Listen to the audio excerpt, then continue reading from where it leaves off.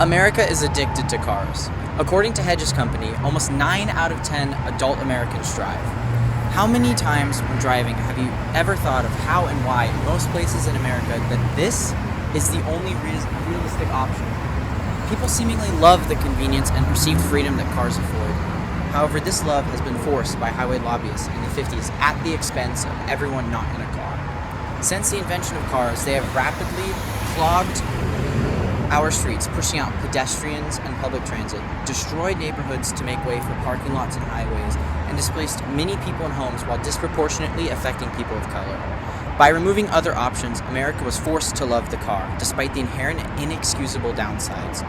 Cars have made cities more unsafe, contributed massively to the effects of climate change, and cost cities and taxpayers trillions of dollars. After spending months researching climate change, sustainable transit, and trying out options for myself and my local community, I understand just what cars have done to the fabric of not only the US, but to the world at large. Personal vehicles have no place in our populated city centers, with the exception of delivery vehicles, vehicles for people with disabilities, and ambulances. At first, this idea seems incredibly crazy and radical, but is it really? Ever since the introduction of cars, cities have been made more dangerous through a multitude of different ways. Just in 2022 alone, the NHTSA reported that 42,795 people died in motor vehicle traffic crashes, of which 60,000 were in urban areas. The idea that every year over 26,000 people alone die in cities is terrible and is honestly a great reason to get rid of cars from city centers. City centers are the most populated areas of cities with the most traffic, where cars have the biggest and the most detrimental effects on public health. Not only that, but in car-dominated city centers, because of the concentrated amounts of cars, car emissions can quickly make the area's air quality worse. Combine this with schools nearby, and you have a recipe for health problems, where near roadway traffic emissions may not only trigger asthma symptoms, but also contribute to the development of asthma in children, according to Perez et al. Along with asthma, other health conditions lead to air pollution, causing almost 60,000 deaths a year. And combining that with car crash-related injuries, and just over 100,000 people are killed per year from car-related incidents. Along with the direct effects of car crashes and car pollution comes the indirect effects associated with pollution, that being climate change. Climate change is the most pressing issue affecting humanity, with a conservative estimate of events caused by it to displace billions, flood ocean-lying cities, cause mass extinction events across the globe, kill hundreds of thousands of people with more violent storms and wildfires, and widen existing economic inequalities. Personal vehicles are some of the biggest contributors in developed countries. In fact, according to Statistica, personal vehicle emissions accounted for 20% of the U.S.'s greenhouse gas emissions in 2021, a staggering amount to say the very least. Reducing greenhouse gas emissions across the board is something that is required to fight climate change, and starting with cars is a great idea. Not only that, however, cars themselves require vast amounts of infrastructure at the scale that is currently in North American cities. This infrastructure is highly carbon intensive to build and emits a ton of greenhouse gas emissions. As cars scale, the infrastructure needed to support them does not scale well, causing massive inefficiencies where huge products are needed to move less and less people at the same speeds as before. Along with being inefficient for greenhouse gas emissions, car infrastructures and cars themselves are prohibitively expensive. Car ownership by itself is incredibly expensive, with an average cost per year of well over $10,000. These costs can also be incredibly skewed to affect people of color. In this article from Vox, a picture of systemic racism and issues was painted, one where driving is used as a tool to reduce and harass people of color. In many instances, people of color are routinely harassed and given tickets, which could easily lead to more fines and jail time if the fees are unable to be paid. This can spiral into major issues if the person is unable to pay and gets into a lot of debt, where they might get their license revoked because they're unable to pay, which makes them unable to drive, and then unable to make money, which makes them unable to pay because of that car dependence. Car infrastructure is also prohibitively expensive for cities and taxpayers. Compared to public transit, car infrastructure is not only more expensive in the general building process, but also in maintenance. Some even call car infrastructure self-destructive, as almost anything done using it damages damages it in a way that makes it fragile and very expensive to fix. However, despite how terrible cars are for almost everything, banning them from big city cores would do the least damage to current ways of life while improving the health of millions, helping reach sustainability goals and saving cities and taxpayer money. But what would replace cars? What could be good enough, cheap enough, efficient enough, and sustainable enough that could get people from point A to point B in a great way? Well, you're looking at it.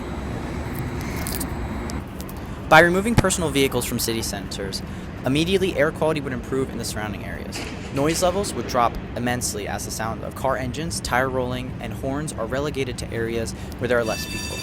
Public transit times would immediately decrease as congestion is basically removed. Streets that were previously reserved for cars and buses would be open to the people, where they are free to walk and bike as they please. As fewer people are encouraged to drive, the overall CO2 emissions of the cities are dropped, as people take alternative routes of transport through the city center. Deliveries, ambulances, and other emergency vehicles are able to do their jobs faster as well, as personal vehicle congestion is removed.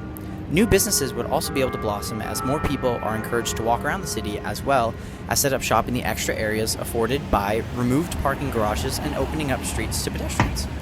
Personal vehicles previously took up a lot of space relative to the people they serve, so removing them leaves much more room for the people who truly live in these areas.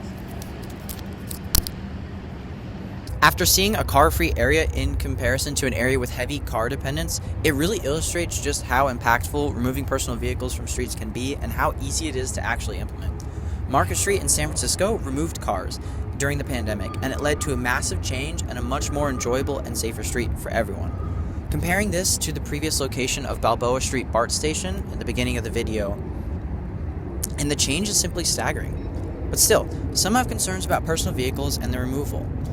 One of their biggest issues is to do a transit in a car-free world. How are people going to get around without cars?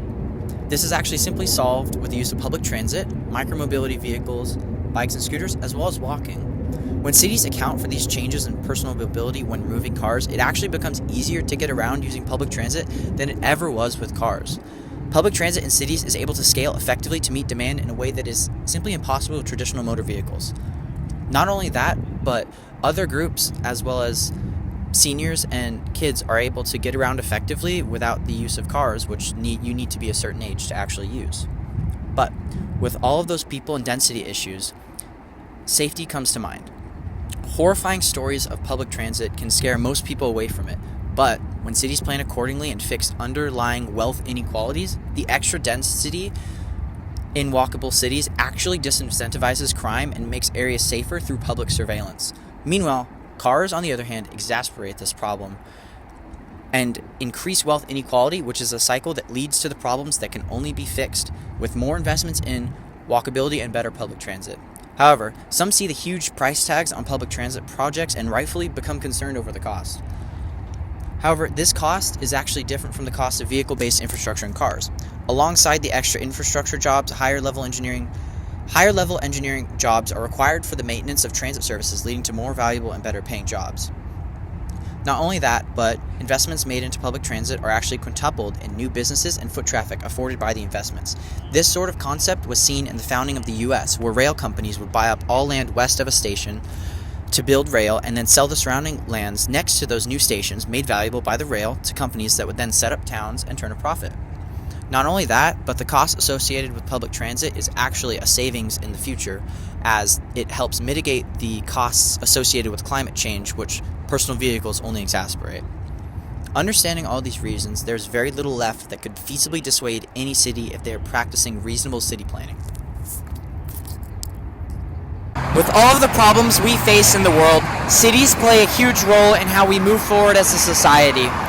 Any changes made in cities can have huge effects on the world and the cities surrounding it, even if they're smaller.